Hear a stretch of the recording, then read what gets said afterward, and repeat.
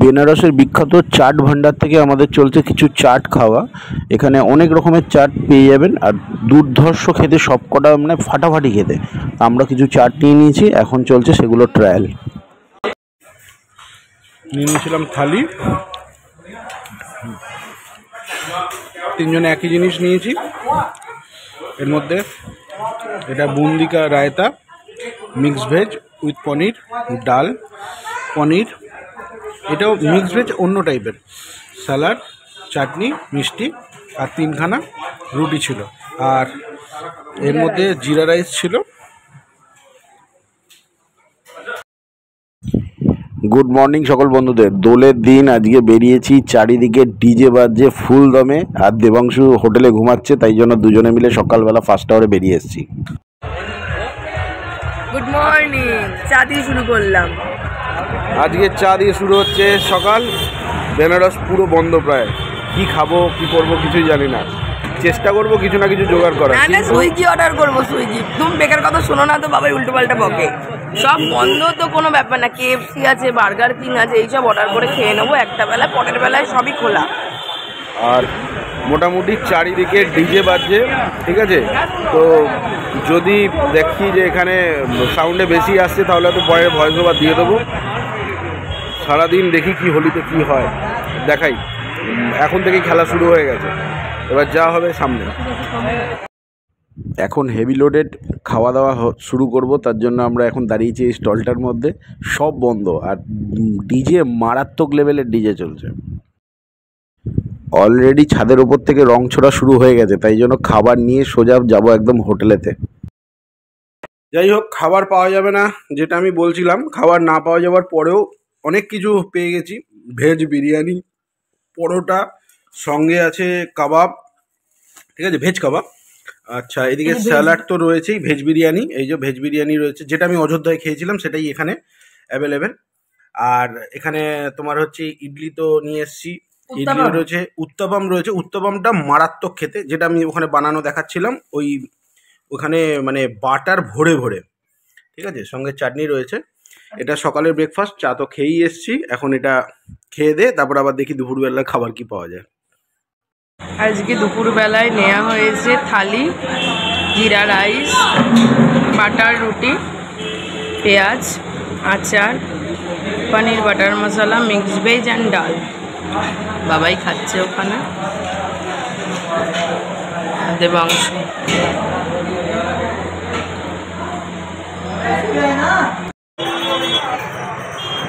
At last বেরোনো হয়েছে হোলির পরে, কারণ যখন হোলি চলছিল তখন আমরা হোটেলে ছিলাম, টাইম কাটিয়েছি। এখন হোলি যখন শেষ তখন আমরা বেরিয়েছি রাস্তায়।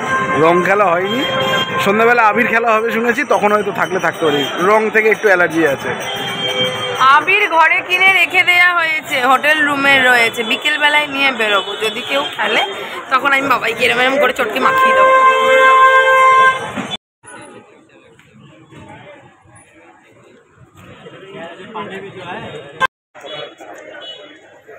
বাবাই লস্যি খাচ্ছে, খেয়ে বলুক কেমন, বলো।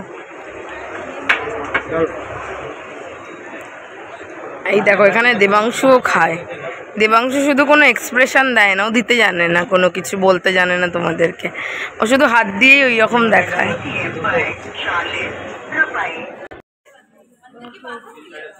এখন এসে পৌঁছেছি আমরা ধন্বন্তরী গোয়া।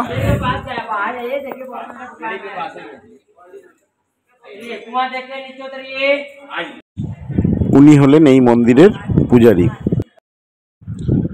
আমরা বেনারসের যে হোটেলটার মধ্যে রয়েছি, সেই হোটেল থেকে জাস্ট একটু বেরিয়েই একজন বড় ব্যবসায়ীর বাড়িতে খাটুশ্যাম বাবার হচ্ছে মানে এখানে বড় প্রোগ্রাম চলছে। ওনারা এখানে নাম কীর্তন দিয়েছেন, সঙ্গে পিছন দিকে খাওয়ান দাওয়ানও করাচ্ছেন। এবার আমরা রাস্তা দিয়ে যাচ্ছিলাম, আমাদেরকে জোর করে বলছে আপনারা বাইরে থেকে অতিথি, বাইরে থেকে এসছেন, একবার দর্শন করে নিন বাবার। তো আমরাও লাইনে দাঁড়িয়েছি, প্রচুর মানুষের ভিড়। তো এখন ভেতরে দর্শন করেছি। এই হলো এখান থেকে মেন পুজোর জায়গা, হনুমানজির মূর্তিও রয়েছে এদিকে। এই এগিয়ে গিয়ে বাবার মন্দির, ছোট্ট করে, খুব সুন্দরভাবে সাজানো গোছানো। আর চারিদিকে গান চলছে প্রচুর, তাই জন্য ভয়েস ওভার দিতে হয়েছে। দারুণ ডিজের গান চলছে, খুব ভালো লাগছে। এটি কাশী বিশ্বনাথ মন্দিরের একদম বাইরের গেট, মানে গঙ্গার দিকের গেটে বেরিয়েই পাশেই মন্দিরটি রয়েছে। আমি আগের বারে যখন এসেছিলাম আমি আসিনি, কারণ আমার ইচ্ছা ছিল যে সুস্মিতা আর দেবাংশুকে নিয়ে এখানে আসবো।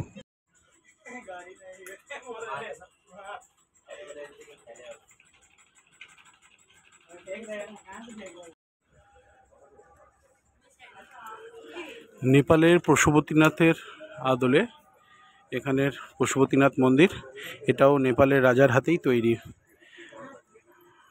একদম কাশী বিশ্বনাথ মন্দিরের পাশেই।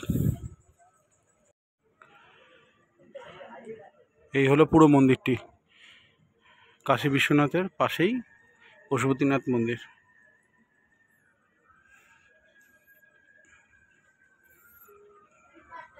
স্ট্রাকচারের মধ্যে ম্যাক্সিমাম কাঠের কাজ।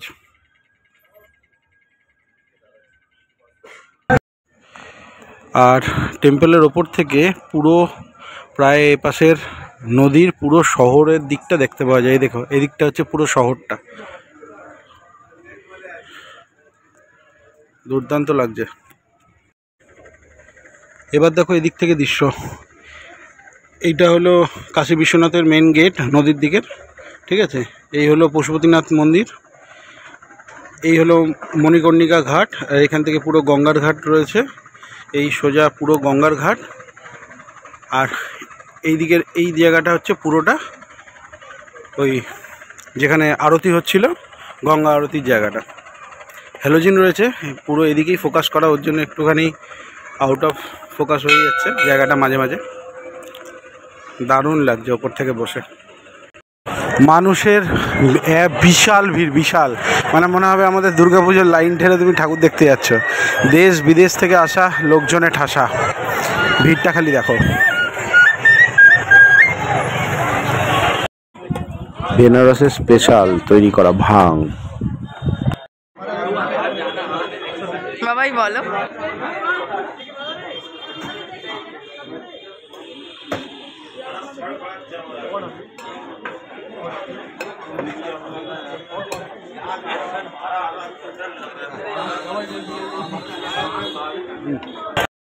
ভিডিওটা রাত্রিবেলা করছি কারণ এটা খুব জমজমাট জায়গা, তাই এ আমার সামনে দেখছো এটা হচ্ছে লাক্সা চক বলেই সামনের জায়গাটাকে, লাক্সা চক, লাক্সা থানা, ঠিক আছে, পুলিশ স্টেশন আর কি। এই দুটো জাস্ট মোড় থেকে সামনে একটু আসলেই এখানটাতে ল্যান্ডমার্ক হিসেবে বলতে পারো এই বিবেকানন্দ মেডিকেল হল আছে। এটা অনেক বড় একটা ওষুধের দোকান, ঠিক আছে। এটাও একটা হোটেল, এটা আগে গিয়েছিলাম কিন্তু এটার ঘরগুলো ভালো লাগেনি বলে আমরা নিইনি। তারপরের হোটেলটাতে রয়েছে, আমরা থার্ড হোটেলেতে রয়েছি। চলো সামনে দেখিয়ে দিচ্ছি। আমরা রয়েছি বিশ্রাম ভবন। হোটেলের এন্ট্রেন্সের দিক থেকে নয়, হোটেলটা পুরো ব্যাক সাইড থেকে বিশাল বড়। এন্ট্রেন্স সারা দিন 24 ঘন্টা খোলা, কারণ আমরা হোলির দহন দেখব বলে বলেছিলাম, যেতে তো পারিনি, কিন্তু বলছে রাত 1টা 1:30 নয়, যখন খুশি তখন আপনারা যেতে পারেন, 24 ঘন্টা হোটেল খোলা থাকে। নিচের প্রত্যেক কটা ডিলাক্স রুম, এগুলোর ভাড়া মোটামুটি 3.5 থেকে 5-এর মধ্যে ওঠানামা করে। সব মাস্টার কি কার্ড, চাবি কোনোটাই ওইভাবে নয়, সব কি কার্ডে, ঠিক আছে। তো নিচে সবই ডিলাক্স রুম, আর ওপরের তলাতে আমরা রয়েছি নর্মাল রুমে। এই বেনারস থেকে বেরোনোর টাইমে তোমাদেরকে লাস্ট দিচ্ছি একটু, তাই অগোছালো রয়েছে, কারণ সব কিছু বেরিয়ে যাব। প্যাকিং পুরো কমপ্লিট, বড় খাট, ভালো একটা আলমারি রয়েছে, ছোট একটা আলমারি দেওয়া আছে। এখানে এরকমভাবে একটা ডাইনিং কাম টেবিল বড় রয়েছে, 2খানা চেয়ার রয়েছে, আর এসির ব্যবস্থাও রয়েছে। সঙ্গে টিভিটা নেই এই ঘরে, টিভিটা ওখানে কমন। আর পায়খানা বাথরুমেতে গিজারেরও ব্যবস্থা আছে, আর ইংরেজি ছোট বেসিন। নিট অ্যান্ড ক্লিন, পরিষ্কার, বেশ ভালোই, আর গদিও যথেষ্ট নরম। এবার বেনারস ঘোরা কমপ্লিট করে কালকে 4 গ্লাস ভাং খেয়ে রাত্রির ইতিহাস তৈরি করে এবার আস্তে আস্তে বেরোচ্ছি বাড়ির দিকে। এটা জাস্ট একটা মানে সংযোগ হয়ে গেছে বলতে পারো, মানে দারুণ কেটেছে পুরো দিন, আর রাত্রিবেলাটাও খুব দারুণ কেটেছে। এই এখন আবার সেই পুরনো বড় নদীটা পার করছি, করে এবার আস্তে আস্তে এগোচ্ছি সাসারামের দিকে।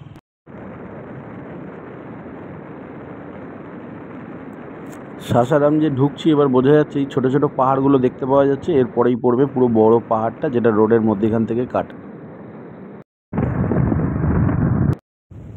আমরা সাসারাম বৌদ্ধগয়ার যে ক্রসিং সব ক্রস করে চলে এসেছি। এখন রয়েছি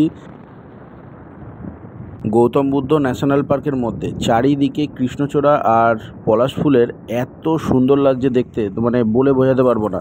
খালি চোখে দেখছি অনেক লাল, তোমাদের হয়তো ক্যামেরায় অতটা তুলে ধরতে পারছি না কারণ আমি যথেষ্ট স্পিডেই গাড়িতে রয়েছি, প্রায় 100-110 ক্রুজ করছি বলতেই পারো। তো দারুণ লাগছে, চারিদিকের ভিউ দুর্দান্ত, আর ছোট বড় পাহাড় দেখতে পাওয়া যাচ্ছে খুব। এখন এসে পৌঁছেছি ধানবাদ, রাত প্রায় এখন 9:30। তো আমরা নিয়েছি হচ্ছে 208 নম্বর রুম। ঢুকেই বড় কিং সাইজ একটা বেড আছে, আর একটা এমনি নর্মাল টেবিল দেওয়া আছে জিনিসপত্র রাখার জন্য, একটা খাবার টেবিল দেওয়া আছে, আর পায়খানা বাথরুম, আর এসি তো রয়েছে। পায়খানা বাথরুমটা যথেষ্ট বড়, বিগ সাইজ। ওপরে গিজারেরও ব্যবস্থা আছে। লাইটটা জ্বালাতে ভুলে গেছি তাড়াহুড়ো করছে বলে। খেতে যাবো, আসলে এখানে আজকে হোলির জন্য সব বন্ধ, তো তাই জন্য আজকে খাওয়াটা পাশের হোটেল থেকে, শেরে পাঞ্জাব বলে একটা হোটেল রয়েছে, সেখানে যাচ্ছি খেতে। খিদে পেয়েছে, খুব খিদে পেয়েছে। আমাদের নেওয়া হয়েছে তন্দুরি রুটি, চিকেন দো পেঁয়াজা আর এক তড়কা। এসে আমাদের ইচ্ছে হলো আবার একটা ক্রিস্পি বেবিকর্ন নেওয়া হয়েছে, তাই খাওয়া হচ্ছে। শেরে পাঞ্জাবে খেতে এসেছিলাম, ঠিক আছে। ধানবাদ ঢোকার আগে হচ্ছে এই শেরে পাঞ্জাব হোটেলটা, আর ঠিক শেরে পাঞ্জাব থেকে এগিয়েই এই যে এইখানে যে লাইটিংগুলো দেখতে পাচ্ছ, এই পরের জাস্ট এরপরের মধ্যেখানে ফাঁকা জায়গা, তারপরে কোনো হোটেল নেই, এই হোটেলটাতেই আমরা রয়েছি।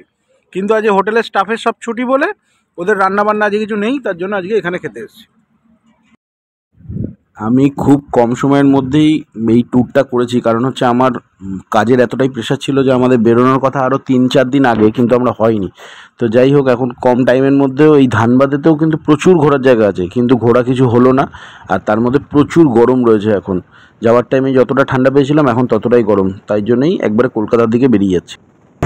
আমাদের আজকে ব্রেকফাস্ট ডাইরেক্ট রাইস দিয়ে শুরু। আমি থালি নিয়েছি ভেজ থালি। ভেজ থালির মধ্যে ভাত, ঝুরঝুরে আলু ভাজা, বেগুন ভাজা, চাটনি, পাঁপড়, মিষ্টি, দই, আর এখানে একটা ছ্যাঁচড়ার মতো কিছু একটা রয়েছে, এটা আলু পোস্ত, ডাল, আর স্যালাডটা দিচ্ছে। আর দেবাংশুদের হলো চিকেন ফ্রাইড রাইস, চিকেন